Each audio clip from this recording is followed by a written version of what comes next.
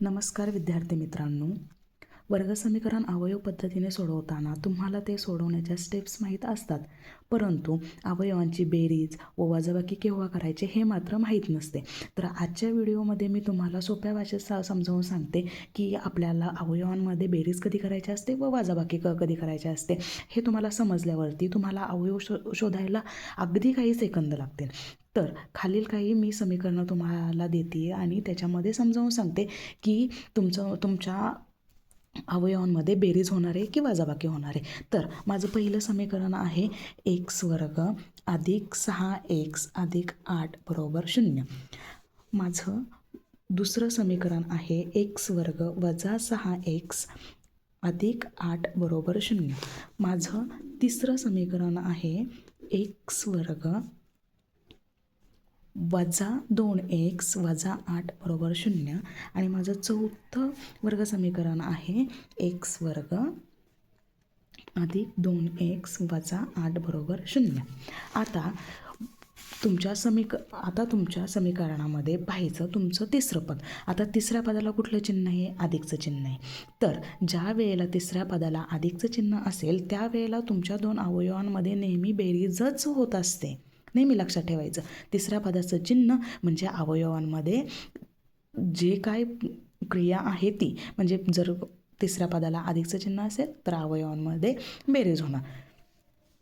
Okay. आता या ठिकाणी आपल्याला 8ला कोणतं चिन्ह आहे? अधिकचं चिन्ह आहे, म्हणून मी लिहून घेतलं. तिसरं पद नेहमी वरती लिहायचं, चिन्हासकट लिहायचं.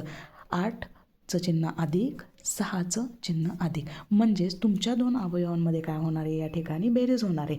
याचाच अर्थ तुम्हाला असे दोन अवयव शोधायचे आहेत की ज्याचा गुणाकार 8 येणार आहे आणि बेरीज त्यांची काय येणार आहे? 6 येणार आहे. तर ते दोन अवयव कोणते? तर 4 गुणिले 2, 4 अधिक 2. ठीक आहे, समजलं तुम्हाला अवयवांमध्ये बेरीज कधी करायची, वजाबाकी कधी करायची. चला, मी तर आता पहिल्यांदा तुम्हाला अधिकचं सांगते. आता पुढे पहा, पुढच्या समीकरणामध्ये पहा. तुमचं तिसरं पद लिहून घेतलं अधिक 8, तुमचं दुसरं पद लिहून घेतलं वजा 6. आता या ठिकाणी तुमच्या 8ला म्हणजे तिसऱ्या पदाला काय? अधिकचं चिन्ह आहे, म्हणजेच तुमच्या दोन अवयवांमध्ये काय होणार आहे? बेरीज होणार आहे. परंतु या ठिकाणी एक ट्विस्ट आहे. ट्विस्ट असा आहे, तर तुमच्या मधलं पद जे आहे, दुसरे पद जे आहे त्याला कुठलं चिन्ह आहे? वजाचं चिन्ह आहे. म्हणजे आपले जे दोन अवयव येणार आहेत ते दोन्ही पण काय असणार आहेत? वजा असणार आहेत. म्हणजेच तुमचे बेरीज काय तुम्हाला गुणाकार किती पाहिजे?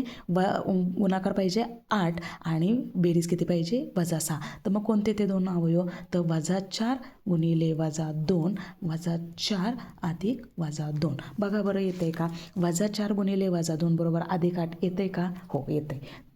वजा 4 अधिक वजा 2 बरोबर वजा 6 येतं आहे का? तर हो, येतं आहे. आता याच्या पुढचं आपण पाहूयात. पुढचं समीकरण दिलेलं आहे तुम्हाला.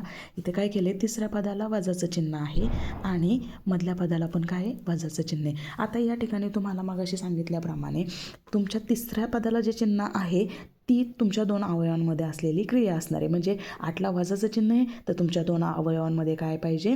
वजाबाकी पाहिजे. म्हणजेच याचाच अर्थ काय होतो की तुमचे दोन अवयव आहे त्यांचा गुणाकार तुम्हाला वजा 8 पाहिजे आणि त्यांची वजाबाकी तुम्हाला काय पाहिजे? वजा 2 पाहिजे. म्हणजेच अवयवांमध्ये काय करायचे? तुम्हाला वजाबाकी करायचे. तर असे कोणते दोन अवयव आहेत की ज्यांचा गुणाकार 8 येतोय आणि वजाबाकी 2 येते? तर तुमचे दोन अवयव आहेत 4, 2 आणि 4 अधिक 2.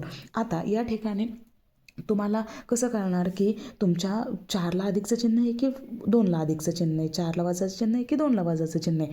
तर हे जे चिन्ह असतं, दुसऱ्या पदाचं जे चिन्ह असतं ते नेहमी कोणाचं असतं? मोठ्या पदाचं असतं. याचाच अर्थ असा, ह्या दोघांमध्ये मोठं पद आहे 4, म्हणून 4ला काय होणार आहे? तुमचं वजाचं चिन्ह येणार आहे. आता बघा, करून बघा बरं. वजा 4 आणि 2चा गुणाकार काय येतोय? बरोबर वजा 8 येतोय. वजा 4 अधिक 2ची बेरीज वजाबाकी किती येते? वजा 2 येते. म्हणजे तुमचे अवयव काढले ते बरोबर काढलेले आहेत. आता चौथं गणित आपण बघणार आहे. चौथं समीकरण बघा. तुमच्या तिसऱ्या पदाला कुठलं चिन्ह आहे? 8ला वजाचं चिन्ह आहे आणि 2ला कुठले? अधिकचं चिन्ह आहे. आता 2ला अधिकचं चिन्ह असेल तरी काय प्रॉब्लेम नाही आहे. फक्त तुम्ही हे लक्षात ठेवायचे, तुमचं जे तिसऱ्या पदाचं चिन्ह आहे ते काय असणार आहे? तुमचं वजाचं आहे. म्हणजे तुमच्या अवयवांमध्ये काय असणार आहे?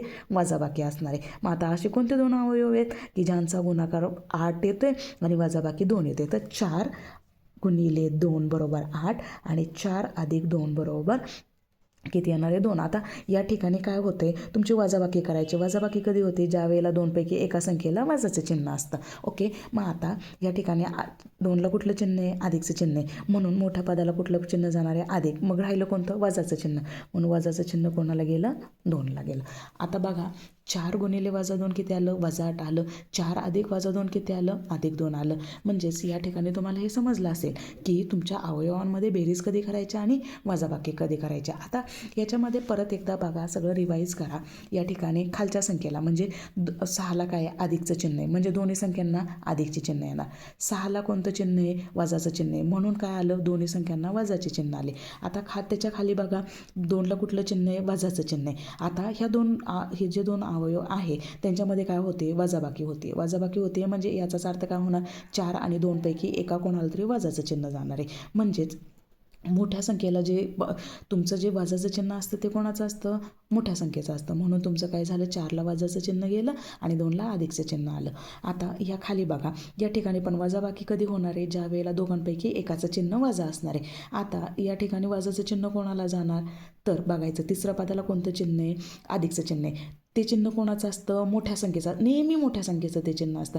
मग इथं 2ला कोणतं चिन्ह आहे, अधिकचं चिन्ह आहे, म्हणून 4ला कुठलं चिन्ह जाणार आहे, अधिकचं चिन्ह. मग राहिलं कुठलं, वजाचं चिन्ह कोणाला जाणार आहे, 2ला जाणार आहे. अशा प्रकारे तुम्हाला अवयवांमध्ये बेरीज कधी करायची व वजाबाकी कधी करायची हे मी तुम्हाला सांगितलेलं आहे. आता तुम्हाला उद्याच्या व्हिडिओमध्ये अवयव पद्धतीने स्टेप बाय स्टेप हे गणित, हे अवयव कसं लिहायचे ते मी तुम्हाला शिकवणार आहे. आता एक लक्षात ठेवायचं, अवयव पद्धतीमध्ये तुमचे जे अवयव आलेले असतात ना, तेच तुमचं उत्तर असतं फायनल. लक्षात येतं आहे का, जे तुमचे अवयव आलेले आहेत तेच तुमचं फायनल आन्सर असतं. फक्त या ठिकाणी 4ला कोणतं चिन्ह आहे, अधिकचं चिन्ह आहे, उत्तरामध्ये ते वजाचं असणार आहे. म्हणजेच तुमचं उत्तर काय असणार आहे, x बरोबर -4 आणि x बरोबर -2. या ठिकाणी अवयव कुठले आहेत, अधिक वजाचे आहेत. म्हणजे x बरोबर तुमचं उत्तर काय असणार आहे, फायनल 4 आणि x बरोबर काय असणार आहे, 2. आता या ठिकाणी बघा, x बरोबर काय येणार आहे, 4ला कोणतं चिन्ह आहे, वजाचं चिन्ह आहे, म्हणजे उत्तरामध्ये 4ला काय येणार आहे, अधिकचं चिन्ह येणार आहे आणि 2ला कोणतं चिन्ह येणार आहे, वजाचं चिन्ह येणार आहे. हे तुमचं फायनल आन्सर असणार आहे. आता या ठिकाणी बघा, x बरोबर 4ला कुठलं चिन्ह आहे, अधिकचं चिन्ह आहे, म्हणजे उत्तरामध्ये वजाचं चिन्ह असणार आहे. या ठिकाणी 2ला कोणतं चिन्ह आहे, वजाचं, उत्तरामध्ये काय असणार आहे तुमचं, अधिकचं चिन्ह असणार आहे. म्हणजेच तुमच्या अवयव पद्धत इतकी सोपी आहे. तुम्हाला अवयव काढता आले की तुमचं उत्तर आलं, हेच तुमचं फायनल आन्सर असतं. फक्त काय असतं, चिन्ह तुमचे फायनल आन्सरमध्ये काय असतात, फक्त चेंज असतात. 4ला अधिकचं आहे, उत्तरामध्ये वजाचं असणार. 2ला अधिकचं आहे, उत्तरामध्ये वजाचं असणार आहे. ओके, कळालं तुम्हाला. आता उद्या हीच गणितं मी तुम्हाला स्टेप बाय स्टेप्स कशी करायची हे शिकवणार आहे. उत्तर मी तुम्हाला अवयवांमध्ये बेरीज कधी करायची, वजाबाकी कधी करायची हे मी आजच्या व्हिडिओमध्ये सांगितलेलं आहे. अवयव पद्धतीमध्ये तुमची उत्तरं काय असतात हे देखील मी तुम्हाला आजच्या व्हिडिओमध्ये सांगितलेलं आहे. आता उद्याच्या व्हिडिओमध्ये मी तुम्हाला काय सांगणार आहे की हे जे आहे ह्याच्यामध्ये, ह्या उत्तरामध्ये आणि ह्या तुमच्या समीकरणामध्ये मधल्या ज्या कुठल्या स्टेप्स आहेत त्या मी उद्या तुम्हाला शिकवणार आहे. म्हणजेच उद्या अवयव पद्धतीने स्टेप बाय स्टेप तुमचं समीकरण कसं सोडवायचं हे मी तुम्हाला शिकवणार आहे. आता तुम्हाला व्हिडिओ आवडला असेल तर लाईक आणि सबस्क्राईब नक्की करा व तुमच्या मित्रमैत्रिणींसोबत हा व्हिडिओ शेअर करा की जेणेकरून त्यांनाही समजेल की अवयव पद्धतीने समीकरण सोडवताना अवयवांमध्ये बेरीज कधी करायची व वजाबाकी कधी करायची. थँक्यू.